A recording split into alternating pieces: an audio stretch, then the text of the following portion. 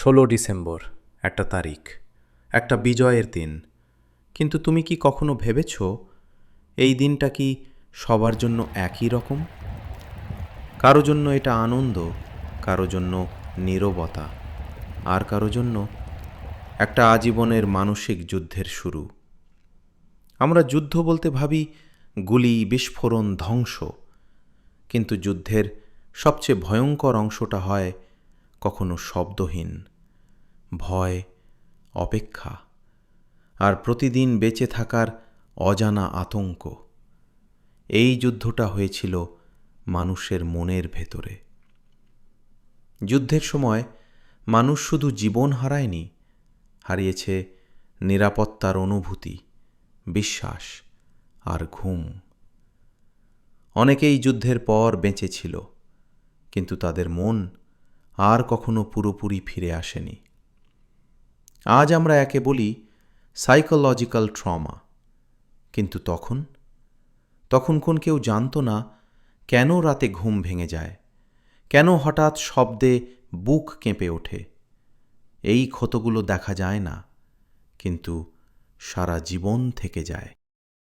16 December, যেদিন দেশ জিতেছিল, কিন্তু অনেক মানুষ সেদিনও হারিয়েছিল।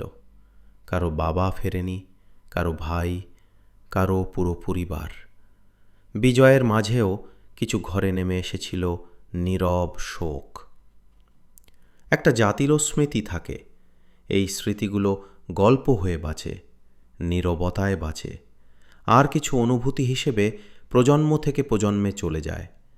তাই 16 ডিসেম্বর শুধু একটা তারিখ না, এটা একটা অনুভূতি। সময়ের সাথে আমরা এগিয়ে যাই, কিন্তু প্রশ্ন হলো, আমরা কি বুঝে এগোচ্ছি, নাকি শুধু দিনটা পালন করছি, কিন্তু সেই মনের যুদ্ধটা ভুলে যাচ্ছি?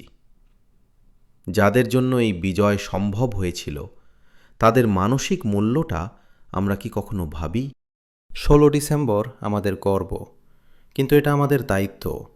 শুধু ইতিহাস মনে রাখার না, মানুষের মনের গল্পগুলো বোঝার দায়িত্ব। কারণ যুদ্ধ শেষ হয় একদিন, কিন্তু মনের যুদ্ধ অনেক সময় সারা জীবন চলে। সময়ের সাথে আমরা এগিয়ে গেছি, শহর বদলেছে, মানুষ বদলেছে, কিন্তু একটা প্রশ্ন থেকে যায়, যুদ্ধ কি সত্যি সেদিন শেষ হয়েছিল, নাকি সেটা শুধু মাঠ থেকে মানুষের মনের ভেতরে চলে গিয়েছিল? যারা বেঁচে ফিরেছিল তারা হয়তো বিজয় দেখেছিল, কিন্তু প্রতি রাতে তারা আবার সেই যুদ্ধেই ফিরে যেত। 16 ডিসেম্বর আমাদের গর্ব, এতে কোনো সন্দেহ নেই, কিন্তু বিজয় মানে শুধু জেতা না। বিজয় মানে যারা ভেঙে গিয়েছিল তাদের কষ্টটাকেও মনে রাখা। কারণ ইতিহাস শুধু বইয়ে লেখা থাকে না, ইতিহাস বেঁচে থাকে মানুষের মনের ভেতরে।